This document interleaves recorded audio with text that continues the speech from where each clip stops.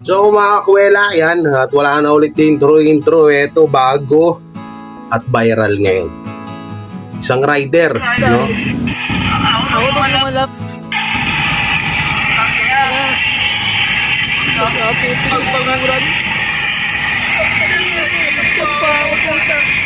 Ano, scam? Ayos ko na ko ng 1,000 dollars. Nagdadami ko lang iniisip. Alam ko pa ako dito ngayon. Dami-dami ko sa masamang tao dyan. Pagpanguran ka. Hindi nga ako nadadali. Ako lumalaban ng patas. Pakina. Tanong ko pa yung tao yung kadalan dito sa lugar. Kilala daw siya, kilala eh. Tinuro pa po siya, kaya mo wala ito. Ito na malapit ako lang ko sa ubaw. Scam daw. Kita. Wawa naman. Laki-laki pa bago po ako na ito.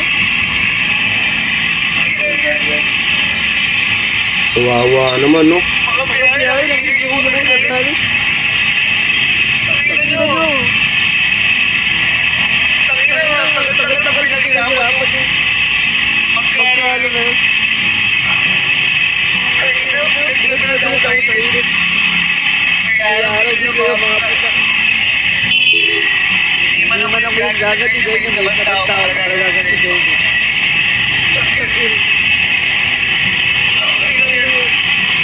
Sigurado mga ako para ano, sigurado na kayo item o hindi. Wawa naman. Nadali pa rin ako. Wawa naman si Kuya.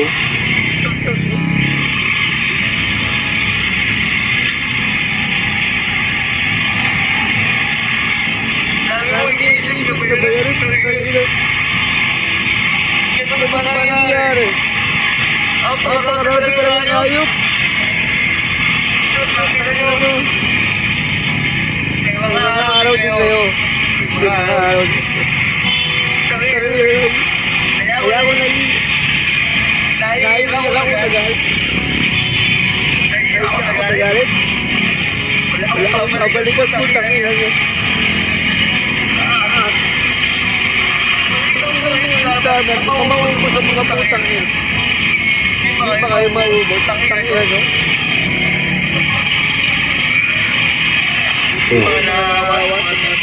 Wawa naman. Maghapon ko lang mag-urag.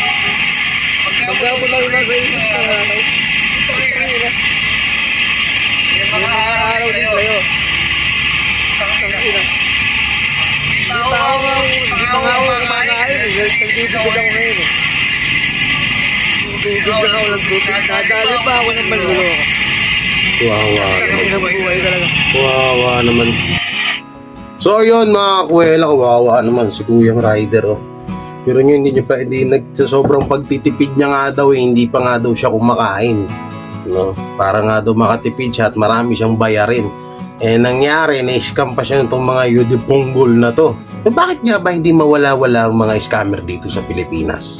Kung yung mga addict nga nabawasan, ba't etong mga scammer, bakit parami ng parami? Bakit parang hindi sila ata na babawasan na? Bakit parang hindi man lang bibihira akong makapanood sa TV na sa mga balita na mga scammer, no? Isang grupo ng mga scammer na hinahuhuli sa mga bypass operation, sa mga kung ano pang operation yan, no? Bakit kaya ganun? At ang mga pinupuntirya nila, itong mga kawawang mga rider, no? Pinupuntirya nila itong mga rider na mga kawawa na nakabilad, ulanan, arawan, ulanan, initan, sa lansangan, no? Ito yung mga lagi nilang binibiktima. Kasi napakadali nga naman dito eh, no? Napakadali ng kalakaran dito kapag sa mga rider ka mang-scam. Ito naman, ang pinagtataka ko sa laki-laki ng community ng mga motorcycle rider, bakit ayaw nilang pagtulong-tulungan at ilapit nila sa husgado tong mga ganitong kaso? Kasi halos kadalasan mga rider talaga yung nai-scam eh. Mga rider yung mga nabubugbog, oh, katulad nung sa mga susunod ko na reaction video Yung rider ay nahabol ng gunting, guntik pasagsakin, di ba? Yung mga rider na yan, nasa kabilang, yung kanang kamay, kanang paa niya, nasa hukay na. Bukod sa napaka delikado sa lansangan, makaka-encounter ka pa ng madidilibiran mo na walang yadin yung ugali. Makaka-encounter ka pa na ikaw pa yung sisisihin pag naging mali yung dininiber mo samantalang nag-deliver ka lang. Dapat talaga ma-actionan tong mga ganitong problema kasi halos sa araw-araw na lang ako nanonood, halos napuputukan ata ang mga driver, no, mga rider, no, mga delivery rider ng mga kababayan natin. Ba't ganun? Wala bang solusyon dyan sa mga scammer na yan? Kung baka sabihin nyo na naman, hindi lang nag-iingat yung mga rider, kaya sila nai-scam. So para sa akin, hindi siguro ganun. Kasi kahit gano'ng ingat mo, kung wala naman manluloko, no, hindi yan magkakaganyan. Huwag niyong panatilihin yung salita na kung walang nagpapaloko, walang manluloko. Hindi yung ganun, ha? No, papansinin nyo kasi mga rider, hindi may scam ng cellphone. May mga mangpaprank na ibubuk sa ibang lugar yung in-order. Siyempre, babayaran ng mga rider yun. Abonado sila dun. Buti sana, kahit na 100, hindi pala buti. Kahit na 100 pesos or 200 pesos yung in-scam mo, napakalaking bagay sa kanila. Sa mahal ng gasolina ngayon, sa mahal ng maintenance ng mga motor ng mga yan, at sa hirap at pagod na dinadanas yan araw-araw, hindi yan sapat. No? Isipin natin yung hirap at pagod ng mga kababayan natin ng mga rider. Kaya hanggang ngayon, nanggigigil ako dito sa pag nakita ko itong mga scammer at sunugin ko mga bayag nito Ito yung masarap bunutan ng No, ito sorry, ito yung mga taong masarap bunutan ng kuko, no? Plies, gamitan mo ng plies yung kuko. Tingnan natin, hindi magtanda itong mga to Pero sana ma-actionan ng gobyerno natin itong ganito, no? Kasi palala na ng palala ang pang-i-scam ng mga masasamang loob, no, sa ating mga kababayan, lalo na rito sa mga rider. Sana ma-actionan to sana masolusyonan at sana mahuli tong mga to. Nang hindi na parami sila ng parami. Wala naman yung iba, walang matris pero dumadami sila Kaya ang ginano dito, pa-upgrade ng pa-upgrade yung mga scammer, no? May mga magagaling manggaya ng boses, katulad nila Willie, nila Virgilin Care. Napanood nyo yung Virgilin Care sa Facebook? Kaboses niya ay Willie. Sino pang mga negosyante dyan na alam naman natin. Ito tayo naman, syempre sa hirap ng buhay, natutuwa tayo pag nakakabalita tayo na tayo ay nanalo ng ganitong halaga, no? Yun ang mahirap lang din sa atin kasi mabilis tayo maniwala. At eto naman tayo, todo naman paniwala tayo dito sa mga scammer na to. Tutusin, marami pang uri ng mga scammer, hindi ko na maisa-isa Sa sobrang dami na nga nila, halos kanya-kanyang technique na Talagang ina-upgrade na rin nila yung panluloko nila sa kapwa nila Pilipino no?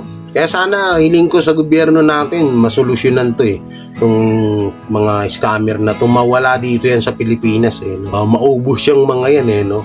Dapat yan kinikremate agad Pag hindi mo to kinremate at pag nagipit na naman to, nakalaya to, kapag nakalaya to or nagipit na naman to sa buhay nila, mangi-scam at mangi-scam pa rin naman to. Kaya kailangan i-cremate to Joke lang guys, hindi tayo Diyos na para humusga ng dapat gawin or sa buhay ng isang tao, no? Huwag tayong gano'n, no? Joke lang yung sinabi ko na yun. Pero kung gusto nyo i-cremate yun. Nakakagigil no? Kawawa, ito yung si Kuya, grabe iyak nga, ramdam mo yung sakit na nararamdaman ni Kuya kasi siyempre sabi, ako, nagtitipid ako kumain no? Hindi nga ako kumakain para makatipid, para puro tubig lang ako para may may maitabi akong pera, may pangbayad ako sa mga bayarin ko paano pag nangungupahan pa to? Hindi kawawa tong tao, di ba? Paano pag may mga pinapaaral to, may mga kolehiyo to, no? Hindi yung 1,800, no? 1,800 na yun, kahit umikot ka sa buong Pilipinas, hindi ka makakadampot ng ganun. So yun nga, yun talaga, sana ma-solusyonan to itong mga scammer issue na to, no? Sana mawala itong mga to dito sa Pilipinas no? Sana mahanap to or ng gobyerno to na may stop na to at ito na naman nga, pinagpapawisan na naman ako. Soon, magkaka-studio rin tayo ng aircon. Malay nyo, no?